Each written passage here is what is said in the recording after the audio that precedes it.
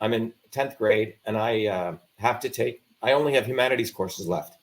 So a very interesting teacher, her name was Stella Alexiak, she believed in this concept of independent study.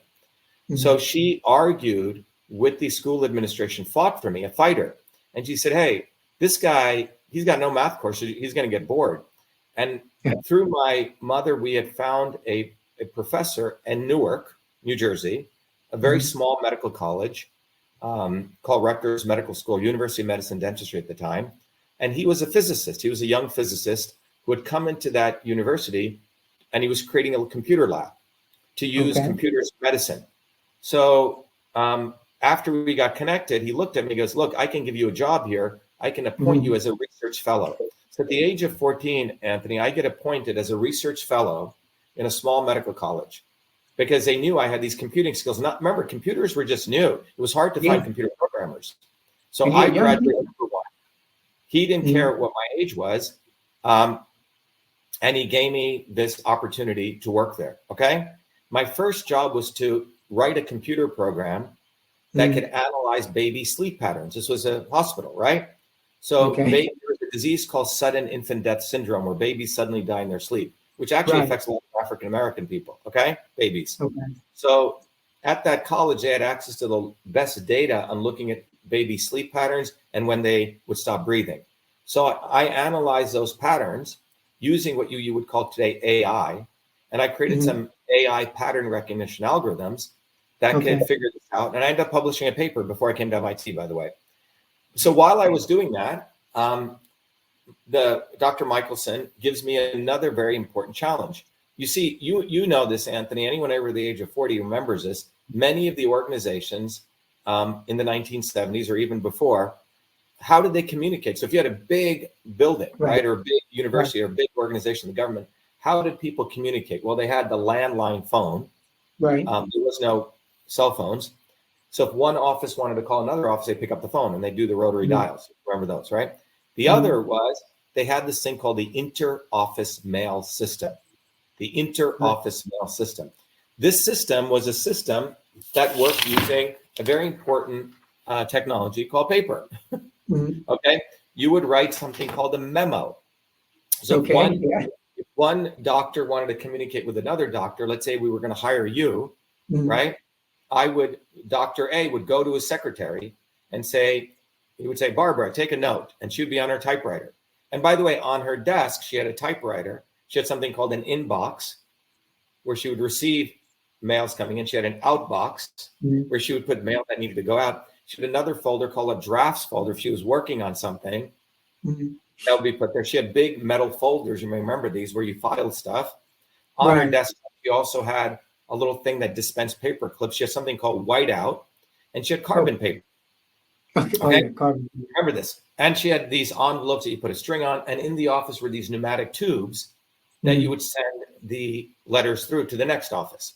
This was called the inter-office paper-based mail system. Inter-office paper-based mail system. So Dr. A would go to his secretary, Barbara, and he'd say, hey, Barbara, we want to hire Anthony. Take a letter. And he would say to his boss, dear Dr. B, I would like to hire Anthony. Attached is his resume. So take a paper clip, they'd attach your resume. All right. I would like to hire Anthony. And he may do a CC, a carbon copy of that letter to human resources. And so on.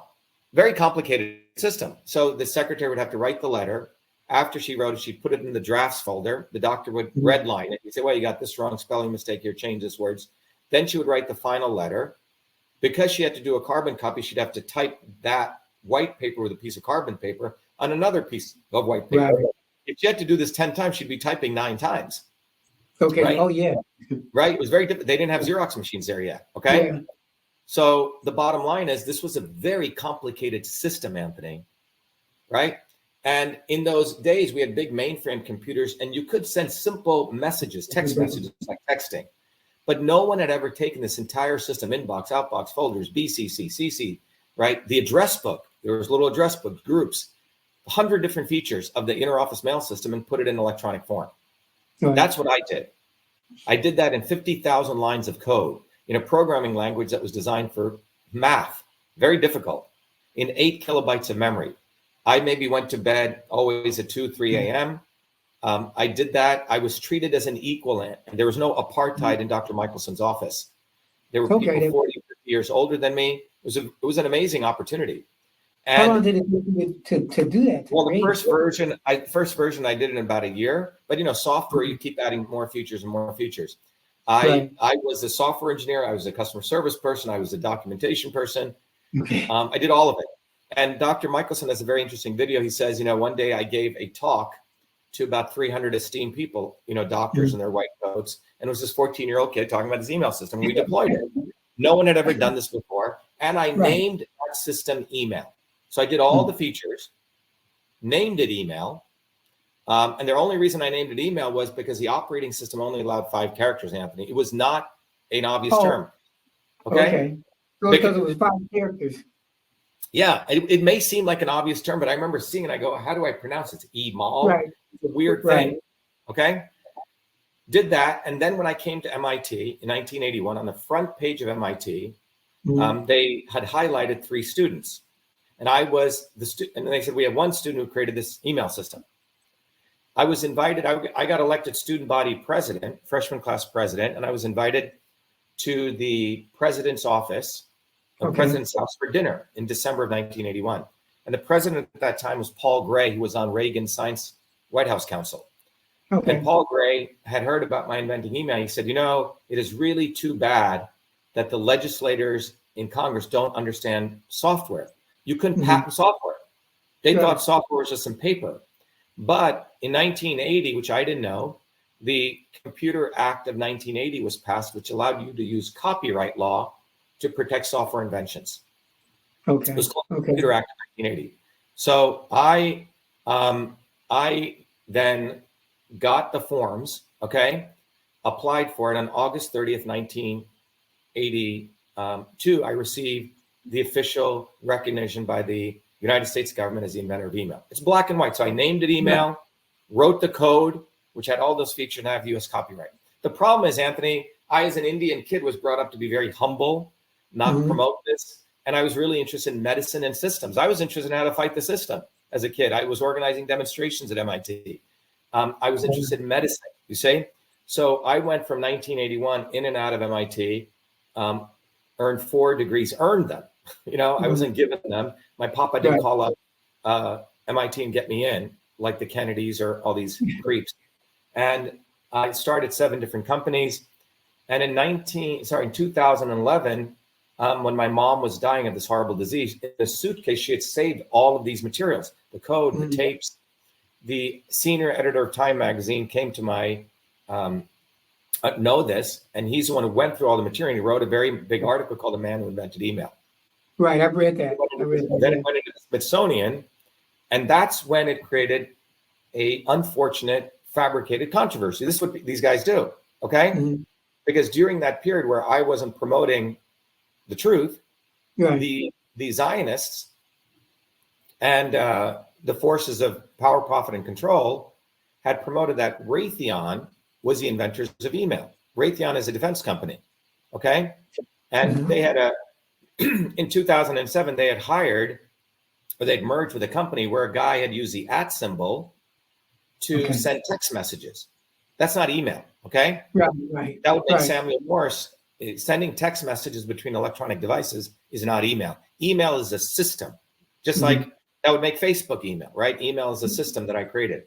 So anyway, I was teaching a class at MIT, running a company called Cytosolve, and all this controversy hits when my stuff goes in the Smithsonian. I'm a fraud. I didn't create email. I'm an asshole. You can see it. And the people who were doing this were these liberal elites who did not want to recognize that a dark-skinned Indian kid invented email before he came to MIT. You see, because this throws off their narrative that you have to be a white guy who goes to an elite institution and drops out like Bill Gates or Zuckerberg, and then you're anointed as an inventor. The fact is, email was invented by a 14-year-old dark-skinned Indian kid in Newark, New Jersey, where nothing is supposed to come out of. But so did you get any recognition, any I don't know, money or anything? Yeah. So remember, so I didn't make a penny off inventing email. I made money doing other things because copyright law does not give you royalties.